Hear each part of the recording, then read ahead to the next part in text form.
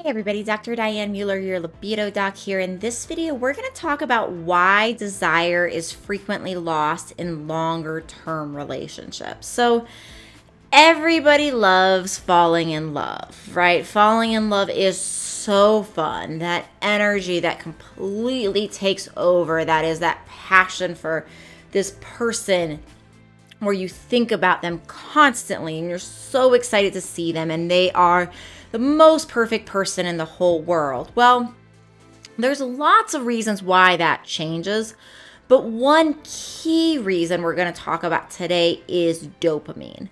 Dopamine is that motivational hormone. It is a pleasure hormone. So every time in a new relationship, when we see somebody and we have this great time, we have all of this pleasure, and then we leave because we're at a beginning stage of a relationship, right? So we're not living together, or we're not together all the time. And so as soon as we get all of this dopamine when we're around them and it floods our body, well, if that dopamine were to continue to stay that high for that long, what winds up happening is the body kind of desensitizes, and all of a sudden that dopamine doesn't have the same impact anymore. So that motivation goes away. But in newer relationships, we get all that dopamine. It feels so good. It feels so good. We're so excited. All of that's happening. And then the date ends and we go home. And what winds up happening is that dopamine will start to fall, making that craving for them so strong. We're craving that next thing, that desire. We want that feeling again. So we become highly motivated. So the problem with longer term relationships, one of the problems is oftentimes these things are that separation is not built in. Right? I've done situations in my personal life where I was married and working with, and I started a business with my ex-husband. I've done situations in my life at other periods where I've done long-term relationships. So I've seen in very dramatic ways personally what can happen from a dopamine standpoint where we are together all the time with somebody versus when we're in a situation like when I was in a long distance relationship and we would sometimes go a couple months without seeing each other. So in these various situations, when we're together with somebody all the time, what winds up happening is that dopamine system that feedback loop doesn't really work anymore, right? We're always together with that person. So we're not getting that dopamine desire. We're not getting that drive for more because we already have more. And so one of the things that becomes really important in longer term relationships is finding ways of creating more.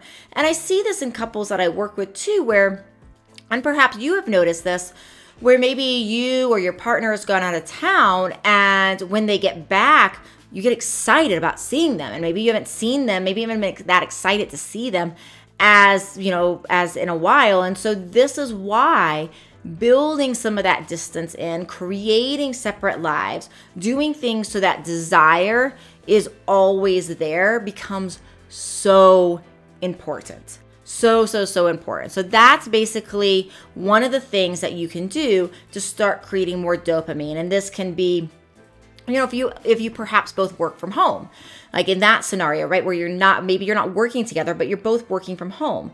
Perhaps there is, you can take turns going out to coffee shops. Perhaps sometimes somebody can maybe rent a co-work space that are available in a lot of major cities, right? Doing things and being creative to find ways of creating that separation can actually help feed that desire, right? And you want that desire in order to bring back to that sex life. So that's oftentimes, it's kind of like a double-edged sword, right? Because most of the time when we have somebody that we really love and we want to be with, there's that desire to cohabitate.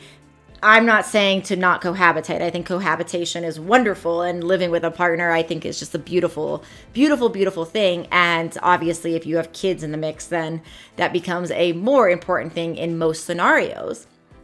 But the point here is to say, okay, if you are cohabitating, how can you create some of that space? How can you still find moments of creating mess? Do you guys ever travel separately? Is that something you could create? And again, some of these things I'm throwing out may or may not work for you. I'm just trying to do what I try to do in a lot of these videos is really teach and talk about a concept and then talk to, give you ideas of things you could talk to your partner with to find ways of making this work for you, right? So in a scenario where you are living with a partner, really the conversation is what creative ways, if this is resonating with you, can you create a little bit more distance within the context of whatever restraints you have, financial, kids, otherwise, in order to allow for that desire to come back in. So I hope this has helped. I'll see you in another video. Please do subscribe if this has been helpful. You can find information about how to work with me in the show notes below.